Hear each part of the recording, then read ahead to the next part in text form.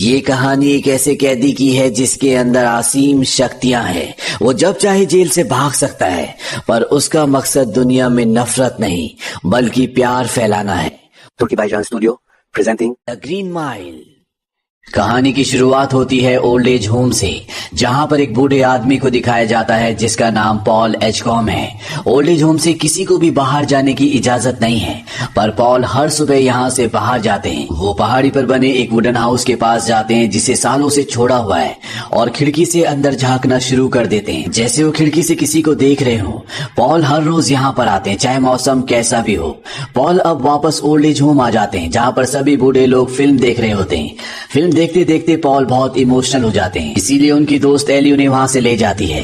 ये दोनों एक अलग टेबल पर बैठ जाते हैं। एली जब पॉल से पूछते क्या हुआ, पॉल कहता है कि मैंने एक बहुत लंबी जिंदगी देखी है। और यहाँ से कहानी जाती है फ्लैशबैक में, यानी कि सन 1935 में, जहाँ पर एक जेल दिखाया जाता है जहाँ पर बहुत सारे कैदी काम कर रहे होते हैं। ये वो वक्त था जब पूरी दुनिया में ग्रेट डिप्रेशन चल रहा था, यानी कि मंदी का दौर चल रहा था। लोगों के पास नौकरियां नहीं थी। यंग पॉल इसी जेल में एक प्रिजनर गार्ड था। यंग पॉल को वॉशरूम में दिखाया जाता है जिसे यूरिन करने में बहुत प्रॉब्लम हो रही होती है, क्योंकि उसे यूरिनल इन्फेक्शन होता है। तभी उसका साथी गार्ड आता है और उसे कहता है कि एक नया कैदी आया है। वहीं बाहर एक दूसरे गार्ड को दिखाया जाता है जिसका नाम पर्सी है। उसके साथ एक बहुत लंबा चौड़ा कैदी होता है। पर्सी बार बार बोल रहा होता है डेड मैन वॉकिंग हियर। दरअसल पर्सी एक अच्छा इंसान नहीं है। उसके दिल में दोस्ती, दया, धर्म कुछ भी नहीं है। साथ ही उसका कैदियों के साथ व्यवहार बहुत ही गंदा होता है। अब इस बड़े कैदी को अंदर लेकर आया जाता है। जॉन उसके साथ सेल के अंदर जाता है। जॉन उससे उसका नाम पूछता है। वो कहता है कि मेरा नाम जॉन कॉफी है। हालांकि ये शारीरिक रूप से किसी जाइंट से कम नहीं होता, पर इसका व्यवहार बच्चों की तरह होता है। वो पॉल से पूछता है क्या रात को यहाँ पर लाइट बंद होती है, क्योंकि इसे अंधेरे में डर लगता है। पॉल कहता है कि नहीं, यहाँ पर हमेशा उजाला रहता है। पॉल के सेल से निकलने से पहले ये अपना हाथ भी उसकी तरफ बढ़ाता है। ये देखकर वहाँ पर सभी गार्ड्स चौकन्ने हो जाते हैं, पर पॉल उससे हाथ मिलाता है। पॉल जब सेल से बाहर निकल जाता है तो जॉन उससे कहता है कि मैंने रोकने की कोशिश की, पर मैं रोक नहीं पाया क्योंकि देर हो चुकी थी। पॉल इस बात को समझ नहीं पाता, और जब वो जॉन कॉफी की फाइल देखता है तो यहाँ से कहानी फ्लैशबैक में जाती है और हमें वो दृश्य दिखाया जाता है जिसकी वजह से जॉन कॉफी यहाँ जेल में है। दरअसल एक घर से 2 बच्चियां गायब हो जाती है, और जब उसके पिता और आसपास के लोग उसे जंगल में ढूंढने के लिए जाते हैं तो वहाँ पर जॉन कॉफी बैठा होता है जिसकी गोद में उन दोनों बच्चियों की डेड बॉडी होती है। जॉन कॉफी जोर जोर से रो रहा होता है और वो वही बात बोलता है जो उसने पॉल को कही थी। वो कहता है कि मैंने रोकने की कोशिश की, पर मैं रोक नहीं पाया क्योंकि बहुत देर हो चुकी थी। और यही वो जुर्म होता है जिसकी वजह से जॉन कॉफी को सजाए मौत मिली है। यहाँ पर पॉल को भी अब उसकी सच्चाई पता चल गई है। पॉल अगले दिन अपने एक साथी के साथ जेल में इलेक्ट्रिक चेयर को साफ कर रहा होता है। दरअसल ये वो चेयर होती है जिसके ऊपर उन कैदियों को बिठाया जाता है जिन्हें सजाए मौत मिली है। उन्हें तब तक इलेक्ट्रिक शॉक दिया जाता है जब तक उनकी जान नहीं चली जाती। पॉल जेल के उस डिपार्टमेंट में काम करता है जहाँ पर उन्हें उन कैदियों को देखना होता है जिन्हें सजाए मौत मिली है। अब जब पॉल और उसका साथी चेयर को साफ कर रहे होते हैं तभी इन्हें हंसने की आवाज आती है, और जब ये बाहर जाते हैं तो इनका एक साथी गार्ड वहां पर हंस रहा होता है। वो इन्हें सामने देखने के लिए कहता है, और तभी सामने से एक चूहा आता है। वो गार्ड जो हंस रहा था वो उस चूहे को बिस्किट का एक टुकड़ा देता है, जिसे खाकर वो जेल की काल कोठरी के अंदर चला जाता है। इन तीनों को लगता है कहीं वो जेल के अंदर छेद न कर दे, इसीलिए तीनों के तीनों अंदर जाते हैं और वहां पर जितना भी सामान होता है सारा सामान बाहर निकालते हैं, पर इन्हें वो चूहा कहीं भी नहीं मिलता। ये देखकर हैरान होते हैं कि 3 गार्ड्स को एक चूहा बेवकूफ बनाकर यहाँ से भाग गया। इन्हें लगता है कि शायद वो चला गया हो, पर अगले दिन एक बार फिर से चूहा बाहर आता है। वहां पर 2 गार्ड्स बैठे होते हैं जो उस चूहे को खाने के लिए बिस्किट देते हैं। वो दोबारा उसी तरह से बिस्किट खाता है। यहाँ पर पर्सी भी होता है, और जब पर्सी उस चूहे को देखता है तो वो उसे मारने की कोशिश करता है, लेकिन वो चूहा एक बार फिर से उसी काल कोठरी के अंदर चला जाता है जहाँ पर एक दिन पहले गया था। पर्सी उस काल कोठरी को खोलता है और अंदर का सामान निकालना शुरू करता है। तभी यहाँ पर पॉल और उसका साथी गार्ड भी आ जाता है। पर्सी उन्हें कहता है कि वो चूहा अंदर घुस के बैठा है, मैं उसे मसल कर रख दूंगा।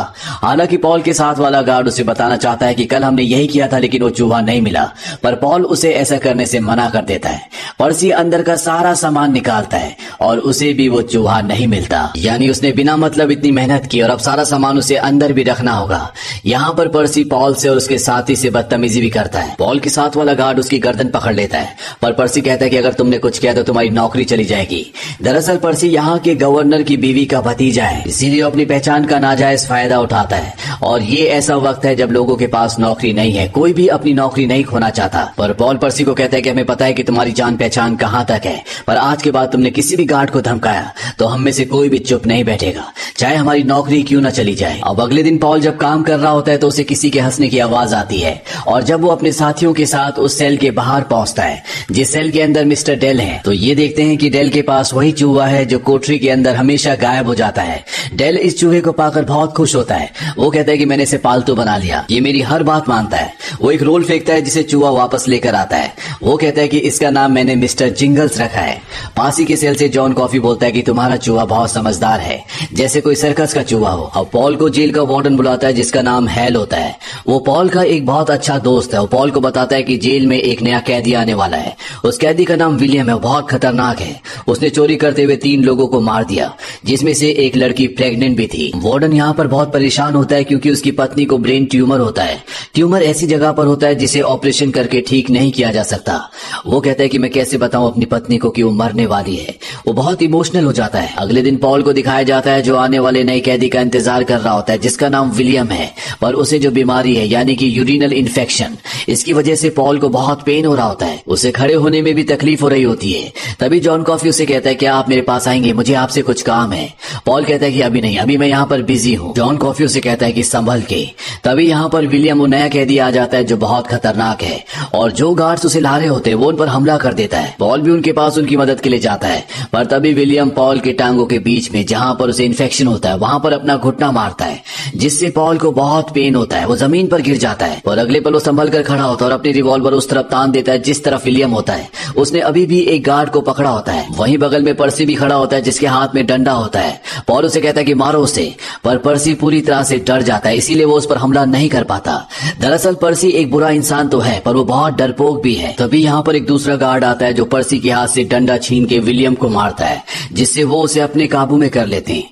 सब के सब यहाँ से चले जाते हैं, पर पॉल अब दर्द से कर रहा होता है। वो अपने पेट के बल लेट जाता है।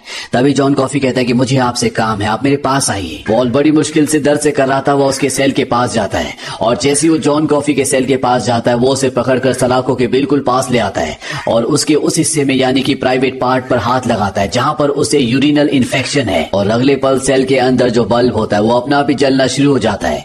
उसकी रोशनी धीरे धीरे बढ़ रही होती है और इतनी तेज हो जाती है कि बल्ब फट जाता है। पॉल का दर्द पूरी तरह से गायब हो जाता है। जॉन कॉफी वहीं सेल के अंदर बैठ जाता है। उसे खांसी आने लगती है और अगले पल उसके मुंह से बहुत सारे जर्म्स निकलते हैं जो हवा में चारों तरफ उड़ने लगते हैं।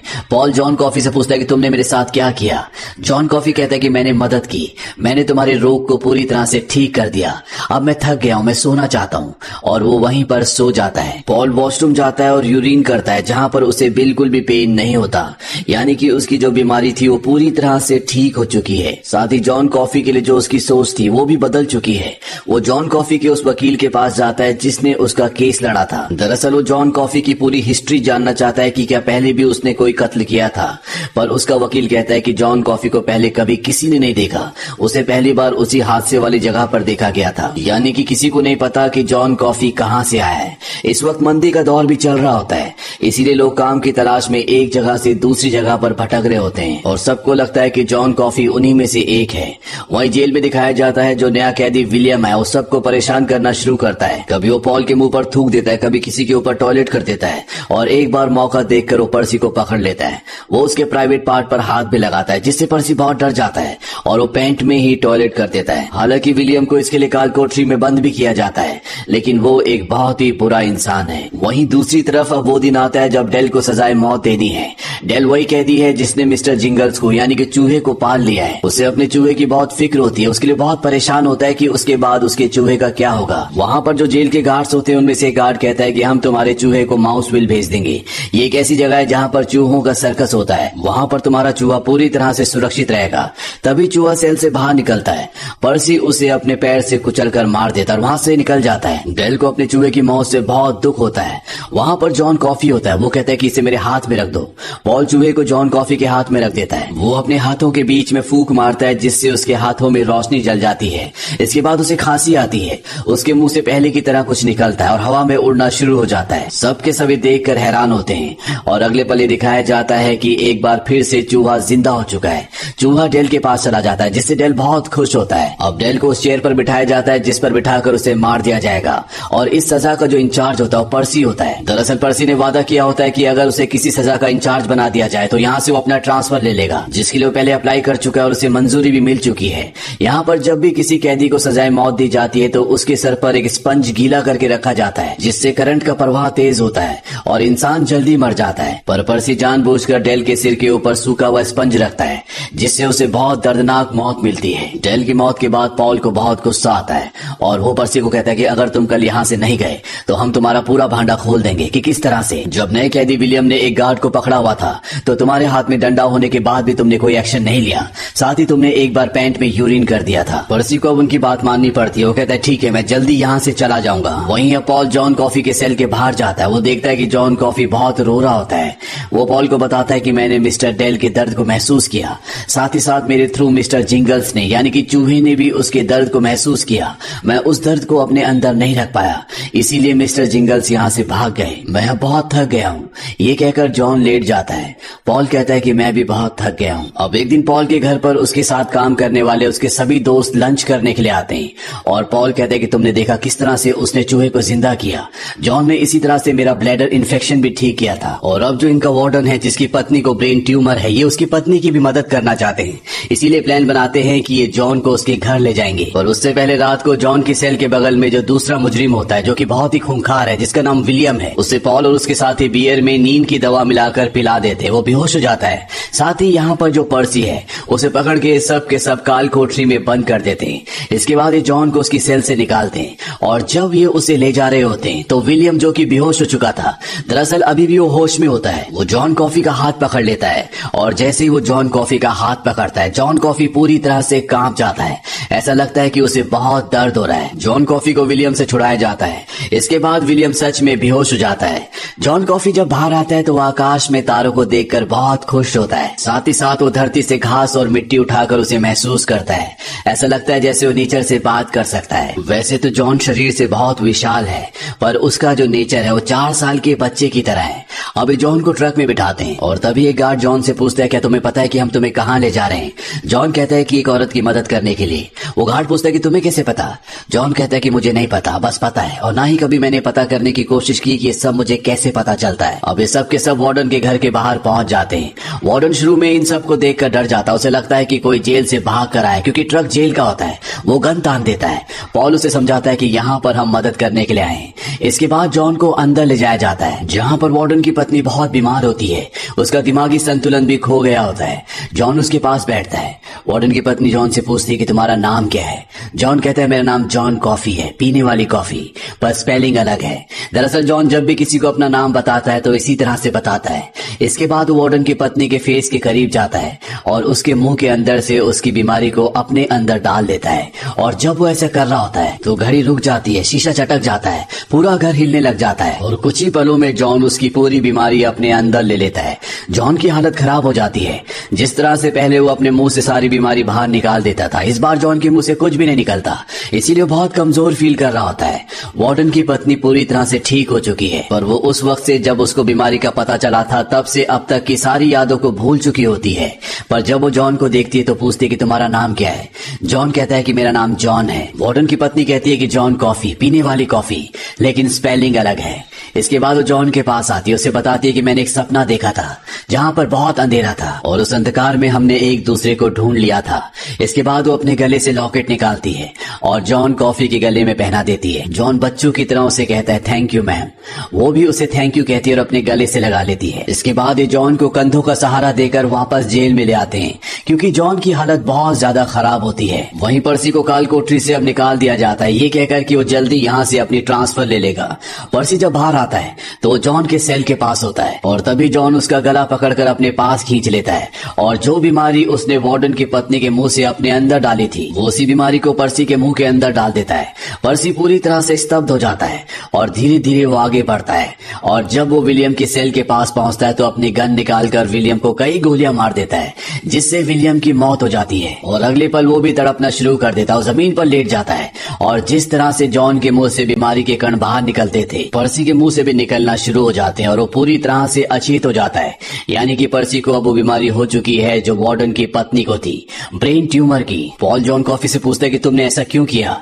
जॉन कॉफी कहता है कि ये दोनों बुरे आदमी थे। जब विलियम ने मेरा हाथ पकड़ा तब मैंने उसके दिल में झांक लिया था। इसके बाद वो पॉल को अपना हाथ पकड़ने के लिए कहता है। वो कहता है तुम खुद सब कुछ देख सकते हो। और जब पॉल जॉन कॉफी का हाथ पकड़ता है तो वो सब कुछ देख पाता है जो खुद जॉन कॉफी ने देखा था। वो देख पाता है कि जिन दो मासूम बच्चियों के कत्ल में जॉन कॉफी को सजाए मौत मिली है, उन दोनों बच्चियों का कत्ल विलियम ने किया था। इसीलिए जॉन कॉफी पर्सी के जरिए उसे खत्म करवा देता है। अब यहाँ पे वार्डन आते हैं और वो जॉन से पूछते हैं क्या इस घटना का मेरे घर वाली घटना से कोई संबंध है। पॉल साफ साफ मना कर देता है। इसके बाद दिखाया जाता है कि पर्सी को एक मेंटल हॉस्पिटल में भर्ती कर दिया जाता है। ये वही हॉस्पिटल होता है जहां पर पर्सी ट्रांसफर लेने वाला था। अब पॉल जॉन की पूरी सच्चाई जानता है। वो जानता है कि वो बेगुनाह है, इसीलिए वो बहुत परेशान होता है। वो जॉन के पास जाता है और उसे कहता है क्या तुम चाहते हो कि मैं तुम्हें यहाँ से हमेशा के लिए कहीं दूर भेज दूं ताकि तुम्हें सजा ना हो। पर जॉन ऐसा नहीं चाहता।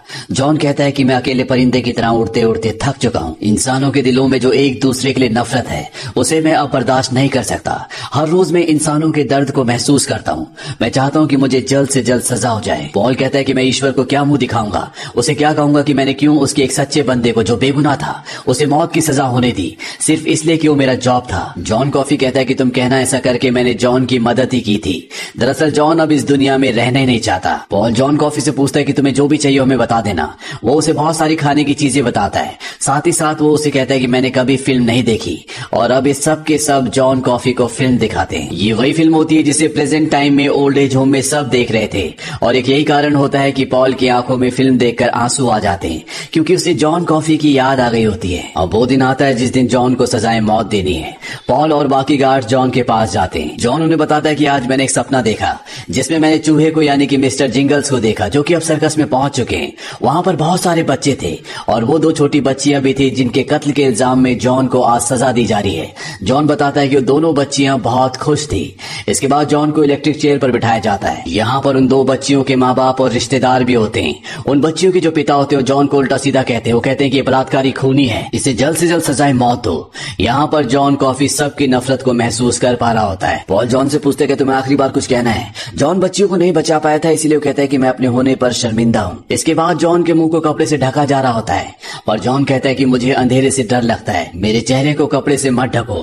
पॉल उसकी बात मान जाता है और जॉन आखिरी में सिर्फ एक ही शब्द कह रहा होता है और वो होता है हेवन। यहाँ पर जितने भी गार्ड्स होते हैं सबकी आंखों में आंसू होते हैं क्योंकि सब जानते हैं कि जॉन कॉफी निर्दोष है। पॉल जॉन से आखिरी बार हाथ मिलाता है। जॉन टेलीपैथी से उसे बताता है कि उस इंसान ने उन दो मासूम बच्चियों को मार दिया। इस दुनिया में चारों तरफ इसी तरह के क्राइम हो रहे हैं। इंसान इंसान से नफरत करते हैं और अब वक्त आ जाता है जब जॉन कॉफी को सजाए मौत देनी है। लेकिन पॉल ऑर्डर दे ही नहीं पा रहा होता पर फाइनली उसे ऑर्डर देना पड़ता है और इस तरह से जॉन कॉफी जो कि पूरी तरह से निर्दोष था उसकी मृत्यु हो जाती है। कहानी वापस प्रेजेंट में आती है जहां पर ओल्ड पॉल अपनी दोस्त को ये पूरी कहानी सुना रहा होता है। पॉल बताता है कि वो आखिरी मौत की सजा थी जो हमने जॉन को दी थी। उसके बाद हम सब ने अपना ट्रांसफर करवा लिया। हमने अपना ट्रांसफर उस जगह करवा लिया जहां पर नाबालिग अपराधी आते थे। हम उन्हें सुधारते थे, अच्छी शिक्षा देते थे। यहाँ पर पॉल की जो दोस्त होती है कहीं ना कहीं उसे उसकी कहानी पर शक होता है, इसीलिए पॉल उसे कहता है कि आज तुम भी मेरे साथ वॉक पर चलो और वो उसे उसी वुडन कॉटेज के पास लाता है जहां पर हर सुबह वो आता है। दोनों कॉटेज के अंदर जाते हैं और अंदर मिस्टर जिंगल्स यानी कि वो चूहा आज भी जिंदा होता है जो जेल की कैदी डेल के पास था। पॉल बताते हैं कि जब पर्सी ने जानबूझकर डेल को तड़पा तड़पा कर मारा उस वक्त जॉन उसके दर्द को महसूस कर पा रहा था और ये चूहा भी उसके पास था, तो शायद गलती से उसने अपनी शक्ति का एक अंश इस चूहे को भी दे दिया, इसीलिए इतने सालों से आज भी ये चूहा जिंदा है। और जहां तक मेरी बात है तो जब जॉन ने मुझसे हाथ मिलाया था और ये दिखाया था कि विलियम ने किस तरह से उन बच्चों को मारा तो ना चाहकर भी उसे अपनी शक्ति का एक अंश मुझे देना पड़ा ताकि मैं उस सब कुछ उसकी नजरों से देख सकूं। उस वक्त मैंने महसूस कर लिया था। आज मेरी उम्र 108 साल है। जब जॉन कॉफी को सजाए मौत दी गई थी उस वक्त मैं 44 साल का था।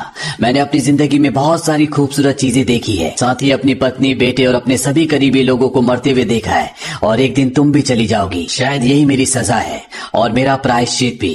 और इसके बाद दिखाया जाता है कि एली की भी कुछ वक्त बाद मृत्यु हो जाती है और अंत में हमें दिखाया जाता है कि पॉल अपने बिस्तर पर लेटकर उन सब लोगों को याद कर रहा होता है जो कभी उसके नजदीक थे, उसके करीबी थे। उसे समझ में आ चुका है कि हर किसी का अपना ग्रीन माइल होता है, यानी कि जिंदगी से मौत का अपना सबका अलग सफर होता है। वो ये भी सोचता है कि अगर जॉन कॉफी एक चूहे को इतनी लंबी जिंदगी दे सकता है तो वो तो फिर एक इंसान है। उसकी जिंदगी कितनी लंबी होगी इस बारे में वो सोच सोच भी नहीं सकता। उसे अपने ग्रीन माइल का यानी कि मौत का सफर बहुत लंबा लगता है। इसी के साथ ये फिल्म यहीं पर खत्म हो जाती है। इस फिल्म का नाम द ग्रीन माइल इसलिए है क्योंकि मौत का जो आखिरी सफर होता है जिसमें मुजरिम को जेल भेजा जाता है, उस सफर को कहा जाता है द लास्ट माइल।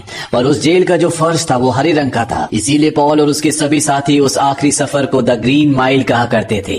ये फिल्म अपने आप में हमें बहुत कुछ सिखाती है। जहाँ इंसान को एक दूसरे से प्यार करना चाहिए, वही इंसान एक दूसरे से कंपटीशन करते हैं, एक दूसरे को नीचा दिखाने की कोशिश करते हैं और कभी कभी अपने फायदे के लिए दूसरों को मार भी देते हैं।